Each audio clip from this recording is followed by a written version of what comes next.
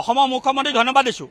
তেওঁ ঢিঙৰ বিষয়ে যিখিনি কৈছে আমি তেওঁক ধন্যবাদ দিছোঁ কিন্তু সেইখিনি তাৰপৰা ক'লে নহ'ব তেওঁ প্ৰতিবাদস্থলীত আহি পেলাই কওক আপোনালোকে দেখিছে আজি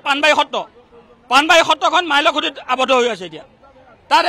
এটা জাতি আগ্ৰাসন কৰি পেলাই গোটেই পাণবাৰী সত্ৰ তেওঁলোকে দখলত আছে গতিকে দখলমুক্ত কৰক আজি ৰামপুৰ সত্ৰ দখলমুক্ত কৰক তেতিয়া আমি তেওঁলোকক জাতি মাটি ভেটি বুলি ক'লে আমি মানিম তেওঁলোকে কৈ দিলে নহ'ব মুখেদি ক'লে নহ'ব কৰি দেখাব লাগিব আমি পাণবাৰী সত্ৰখন ঢিংবাসী ৰাইজে অতি সোনকালে বিচাৰিছে দখলমুক্ত বেদখলমুক্ত কৰিব লাগিব আৰু আমি প্ৰশাসনক কৈ দিছোঁ ঢিংবাসী ৰাইজৰ সৰলতাক যদি দুৰ্বলতা বুলি ভাবিছে এইটো ভুল ভাবি আছে আমি এতিয়ালৈকে শান্তিপূৰ্ণ আন্দোলন কৰি আছোঁ ইয়াৰ পিছত আমি ইয়াতকৈ ভয়াৱহ আৰু জংগী আন্দোলন কৰিম আৰু যি আন্দোলন গোটেই অসমব্যাপী হ'ব আমি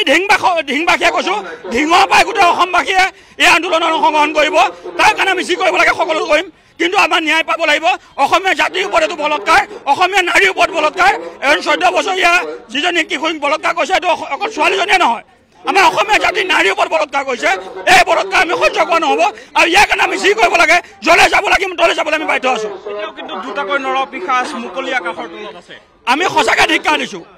আজি এটা নৰপিশাচে তেওঁ নিজে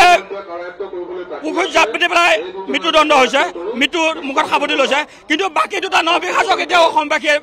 চাই আছে প্ৰশাসনে এতিয়াও ধৰিব পৰা নাই গোটেই অসমবাসী কিন্তু এতিয়ালৈকে শান্ত হৈ আছে গতিকে শান্ত হৈ থকা বস্তুটো অসমবাসীক শান্ত অৱস্থাত আপোনালোকে কিবা এটা কৰক অন্যথা ইয়াৰ অশান্ত পৰিৱেশ আনিবলৈ অসমবাসীক বাধ্য নকৰাব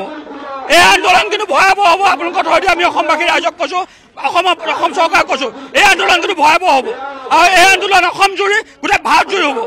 আপোনালোকে দেখিছে কলিকতাৰ যিজনী ডক্টৰক বলৎকাৰ কৰিছিল সেইটো ভাৰতব্যাপী হৈছিলে এই একে ছেম কণ্ডিশ্যন আমাৰ ঢিঙৰ পৰা হ'ব গোটেই ভাৰতব্যাপী হ'ব এই আন্দোলন আৰু এই ভাৰতব্যাপী হ'বৰ কাৰণে চৰকাৰক আমি সকিয়াই দিছোঁ অতি সোনকালে সময় থাকোঁতে আপোনালোকে কিবা কৰক অন্যথা কিন্তু ইয়াৰ পৰিৱেশ ভয়াৱহ হ'ব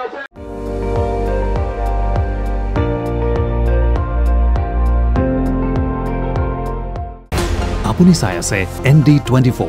সৰ্বশ্ৰেষ্ঠ নহয় সৰ্বোত্তমৰ দৌৰ